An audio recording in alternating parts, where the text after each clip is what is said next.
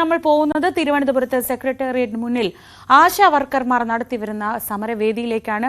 ഇന്ന് അവിടെ നിരാഹാരം 7ാം ദിവസത്തിലേക്ക് കടക്കുകയാണ്. പ്രതിഷേധ സമരം 45ാം ദിവസത്തിലും. ആശാ വർക്കർമാരുടെ പ്രശ്നങ്ങൾ ഒത്തുതീർപ്പാക്കണമെന്നാവശ്യപ്പെട്ട് കോർപ്പറേഷൻ ഓഫീസിന് മുന്നിൽ കോൺഗ്രസ് നടത്തുന്ന ധർണ ഇന്ന് കെ മുരളീധരൻ ഉദ്ഘാടനം ചെയ്യുന്നു. ഇന്ന് സെക്രട്ടേറിയറ്റ് നടയിൽ ഒരു ജനസഭയും സംഘടിപ്പിക്കുന്നുണ്ട്. വിവരങ്ങളുമായി ഡാൻ കുര്യനാണുള്ളത്. ഡാൻ, രണ്ട് കാര്യങ്ങളാണ്. ഒന്ന്, ഈ സമരം ഇത്രയും നാൾ നമ്മൾ കണ്ടത് സെക്രട്ടേറിയറ്റിന് മുന്നിൽ നടക്കുന്നു. അവിടേക്ക് ഒരു പക്ഷെ ഐക്യദാർഢ്യം പ്രഖ്യാപിച്ച ആളുകൾ വരുന്നു എന്നതാണെങ്കിൽ, ആ സമരം കോർപ്പറേഷന് മുന്നിലേക്ക് മാറുന്നുണ്ടെങ്കിൽ, ഒരു ധർണയായി മാറുന്നുണ്ടെങ്കിൽ അതൊരു സൂചനയാണ്. അത് പുറത്തേക്ക് കൂടി ആ സമരം വ്യാപിക്കും രാഷ്ട്രീയമായി എന്നത്. രണ്ടാമത്തേത് ജനസഭയാണ്. ജോയ് മാത്യു ഉണ്ടാവും, കെ സച്ചിദാനന്ദൻ ഉൾപ്പെടെ ഈ ഇടതുപക്ഷ സർക്കാരുമായി വളരെ ചേർന്ന് നിൽക്കുന്നവരൊക്കെ ഈ ഒരു പ്രതിഷേധ ജനസഭയിൽ പങ്കെടുക്കുമെന്ന് അറിയുന്നു. എന്തൊക്കെയാണ് വിശദാംശം?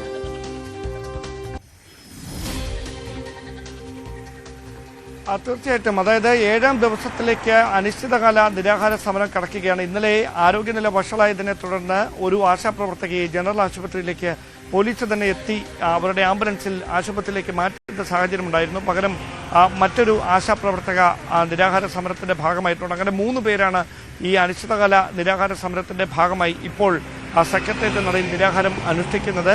സമരം കടുപ്പിക്കുമ്പോഴും സർക്കാർ സമീപനത്തിൽ മാറ്റമുണ്ടാകാനുള്ള സാധ്യത നന്നേ കുറവാണ് എന്ന തരത്തിലുള്ള സൂചനകളാണ് പുറത്തുവരുന്നത്. ഒരു തരത്തിലുള്ള ഒരു ഒത്തുതീർപ്പിനും വഴങ്ങേണ്ടതില്ല എന്നൊരു നിലപാടിലേക്ക് മുഖ്യമന്ത്രിയുടെ ഓഫീസ് കൂടി എത്തുകയാണ് എന്ന സൂചന കൊണ്ടുണ്ട്. അവരതിന് പറയുന്ന പ്രധാനപ്പെട്ട ഒരു ആക്ഷേപം SUC ആണ് ഈ സമരത്തിന് നേതൃത്വം നൽകുന്നത്. അതുകൊണ്ട് SUCയുടെ സമരത്തിന് മുൻപിൽ സർക്കാർ മുട്ടുമടക്കേണ്ടതില്ല. സമാന ആവശ്യം ഉന്നയിച്ചുകൊണ്ട് നിരവധി അസംഘടിത വിഭാഗങ്ങൾ ഇനി സെക്രട്ടേറിയറ്റ് പടിക്കലേക്ക് എത്തിയാൽ അത് വലിയ തരത്തിൽ ഭരണ കേന്ദ്രങ്ങൾക്ക് തലവേദനയായി മാറും. അതുകൊണ്ട് അങ്ങനെയൊരു ഒത്തുതീർപ്പിന് വഴങ്ങേണ്ടതില്ല എന്നൊരു നിലപാടിലാണ് സർക്കാർ എന്ന വിവരങ്ങളാണ് പുറത്തു വരുന്നത്. പക്ഷേ ആശമാർക്ക് ഓണറേറിയം വർദ്ധിപ്പിച്ച് നൽകുന്ന കാര്യത്തിൽ ഏറെക്കുറെ ധാരണയായിട്ടുണ്ട്. അതിന്റെ ക്രെഡിറ്റ് ഒരിക്കലും SUC എന്ന സംഘടനയ്ക്ക് പോകാതിരിക്കാനുള്ള ഒരു ജാഗ്രത സർക്കാരിന്റെ ഭാഗത്തു നിന്നുണ്ടാകുന്നു. അതുകൊണ്ട് തന്നെയാണ് ഈ സമരം ഇങ്ങനെ പോകുമ്പോൾ ഈ ശമ്പളം അല്ലെങ്കിൽ ഓണറേറിയം വർദ്ധിപ്പിച്ച് നൽകിയാൽ അത് സമരത്തിന്റെ വിജയമായി മാറുന്ന ഒരു പശ്ചാത്തലം വരുമെന്നൊരു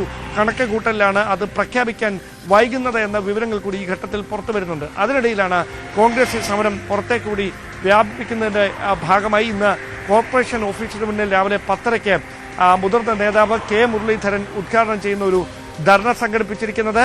ഈ സമരം ഒത്തുതീർപ്പാക്കണം, അടിയന്തരമായി ആശമാരുടെ പ്രശ്നത്തിൽ ഇടപെടണം സർക്കാർ എന്ന ആവശ്യം ഉന്നയിച്ചുകൊണ്ടാണ് ധർണ നടക്കുന്നത്.